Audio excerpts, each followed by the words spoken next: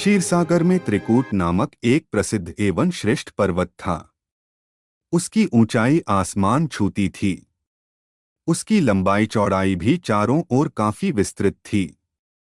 उसके 3 शिखर थे, पहला सोने का, दूसरा चांदी का, तीसरा लोहे का। इनकी चमक से समुद्र, आकाश और दिशाएं जगमगाती रहती थीं। इनके अलावा उसकी और कई छोटी चोटियां थीं जो रत्नों और कीमती धातुओं से बनी हुई थीं। सब ओर से समुद्र की लहरें आकर इस पर्वत के निचले भाग से टकरातीं, जिससे प्रतीत होता कि समुद्र इनके पांव पखार रहा था।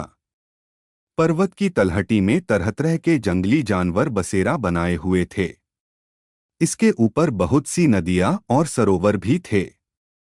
इस पर्वतराज त्रिकूट की तराई में एक तपस्वी महात्मा रहते थे जिनका नाम वरुण था।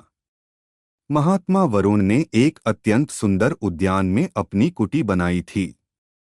इस उद्यान का नाम ऋतुमान था। इसमें सब और अत्यंत ही दिव्य वृक्ष शोभा पा रहे थे, जो सदा फलों फूलों से लदे रहते थे। इस उद्यान में एक बड़ा सा सरोवर भी था जिसमें सुनहले कमल भी खिले रहते थे तथा विविध जाति के कुमुद, उत्पल, शतदल कमल अपनी अनूठी छटा बिखराते थे। हंस, चक्रवाक और सारस आदि पक्षी झुंड के झुंड भरे हुए थे। मछली और कछुओं के खिलवाड़ से कमल के फूल जो हिलते थे, उससे उसका पराग झड़कर सरोवर जल को अत्यंत सुगंधित कर देता था। कदम्ब, नरकुल, बेंत, बेन आदि वृक्षों से यह घिरा रहता था।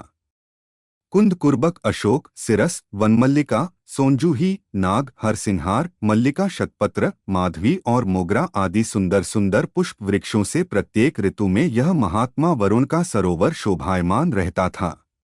क्षीरसागर से त्रिकूट पर्वत पर सब कुछ ठीक ठाक चल रहा था। एक बार एक दर्दनाक घटना घट गई। इस पर्वत के घोर जंगल में एक विशाल मतवाला हाथी रहता था।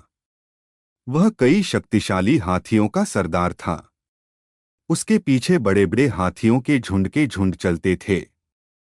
इस गजराज से, उसके महान बल के कारण बड़े से बड़े हिंसक जानवर भी डरते थे, किंतु एक बात यह भी थी कि उसकी कृपा से लंगूर, भैंसे, भेड़िए, हिरण, रीछ, वनैले कुत्ते, खरगोश आदि छोटे जीव निर्भय होकर घूमा करते थे, क्योंकि उसके रहते कोई भी हिंसक जानवर उस पर आक्रमण करने का साहस नहीं कर सकता था। गजराज मदमस्त था। उसके सिर के पास से टपकते मद का पान करने के लिए भंवरे उसके साथ गूंजते जाते थे। एक दिन बड़े जोर की धूप थी। वह प्यास से व्याकुल हो गया। अपने झुंड के साथ वह उसी सरोवर में उतर पड़ा जो त्रिकूट की तराई में स्थित था। जल उस समय अत्यंत शीतल एवं अमृत के समान मधुर था। पहले तो उस गजराज ने अपनी सूंड से उठा जी भरकर इस अमृत सदृश जल का पान किया। फिर उसमें स्नान करके अपनी थकान मिटाई। इसके पश्चात उसका ध्यान जलक्रीड़ा की ओर गया। वह सूंड से पानी भर भर अन्य हाथियों पर फेंकने लगा और दूसरे भी वही करने लगे। मदमस्त गजराज सब कुछ भूलकर जल क्रीड़ा का आनंद उठाता रहा। उसे पता नहीं था कि उस सरोवर में एक बहुत बलवान ग्राह भी रहता था। उस ग्राह ने क्रोधित होकर उस गजराज के पैर को जोरों से पकड़ लिया और उसे खींचकर सरोवर के अंदर ले जाने लगे। उसके पैने दांतों के गड़ने से गजराज के पैर से रक्त का प्रवाह निकल पड़ा, जिससे वहां का पानी लाल हो आया। उसके साथ के हाथियों और हथिनियों को गजराज की इस स्थिति पर बहुत चिंता हुई। उन्होंने एक साथ मिलकर गजराज को जल के बाहर खींचने का प्रयास किया, किंतु वे इसमें सफल नहीं हुए। वे घबराकर जोर जोर से चिंघाड़ने लगे। इस पर दूर दूर से आकर हाथियों के कई झुंडों ने गजराज के झुंडों से मिलकर उसे बाहर खींचना चाहा, किंतु यह सम्मिलित प्रयास भी विफल रहा। सभी हाथी शांत होकर अलग हो गए। अब ग्राह और गजराज में घोर युद्ध चलने लगा। दोनों अपने रूप में काफी बलशाली थे और हार मानने वाले नहीं थे। कभी गजराज ग्राह को खींचकर पानी से बाहर लाता तो कभी ग्राह गजराज को खींचकर पानी के अंदर ले जाता, किंतु गजराज का पैर किसी तरह ग्राह के मुंह से नहीं छूट रहा था, बल्कि उसके दांत गजराज के पैर में और गड़ते ही जा रहे थे और सरोवर का पानी जैसे पूरी तरह लाल हो आया था। गज और ग्राह के बीच युद्ध कई दिनों तक चला। अंत में अधिक रक्त बह जाने के कारण गजराज शिथिल पड़ने लगा। उसे लगा कि अब वह ग्राह के हाथों परास्त हो जाएगा। उसको इस समय कोई उपाय नहीं सूझा और अपनी मृत्यु को समीप पाकर उसे भगवान नारायण की याद आई। पूर्व जन्म की निरंतर भगवद आराधना के फलस्वरूप उसे भगवत स्मृति हो आई। उसने निश्चय किया कि मैं कराल काल के भय से चराचर प्राणियों के शरण्य सर्वसमर्थ प्रभु की शरण ग्रहण करता हूँ। इस निश्चय के साथ गजेंद्र मन को एकाग्र कर पूर्वजन्म में सीखे श्रेष्ठ स्तोत्र द्वारा गजेंद्र मोक्ष स्तुति करने लगा।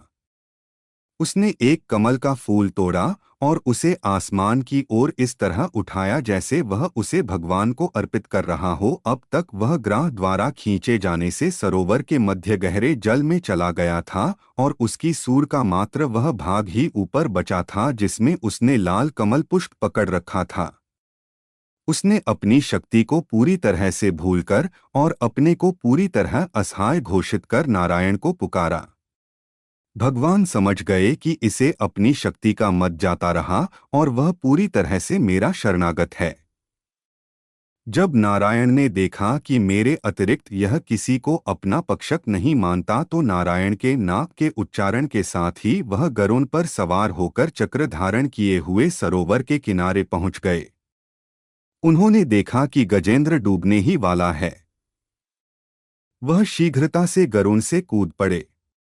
इस समय तक बहुत से देवी देवता भी भगवान के आगमन को समझकर वहां उपस्थित हो गए थे। सभी के देखते ही देखते भगवान ने गजराज और गजेंद्र को एक क्षण में सरोवर से खींचकर बाहर निकाला। देवताओं ने आश्चर्य से देखा। उन्होंने सुदर्शन से इस तरह ग्राह का मुंह फाड़ दिया कि गजराज के पैर को कोई क्षति नहीं पहुंची। ग्राह देखते देखते तड़प कर मर गया और गजराज भगवान की कृपादृष्टि से पहले की तरह स्वस्थ हो गया। ग्राह दिव्य शरीरधारी हो गया। उसने भगवान विष्णु के चरणों में सिर रखकर प्रणाम किया और भगवान विष्णु के गुणों की प्रशंसा करने लगा। भगवान विष्णु के मंगलमय वरद हस्त के स्पर्श से पाप मुक्त होकर अभिशप्त गंधर्व ने प्रभु की परिक्रमा की और उनके त्रैलोक्य वंदित चरणकमलों में प्रणाम कर अपने लोक चला गया।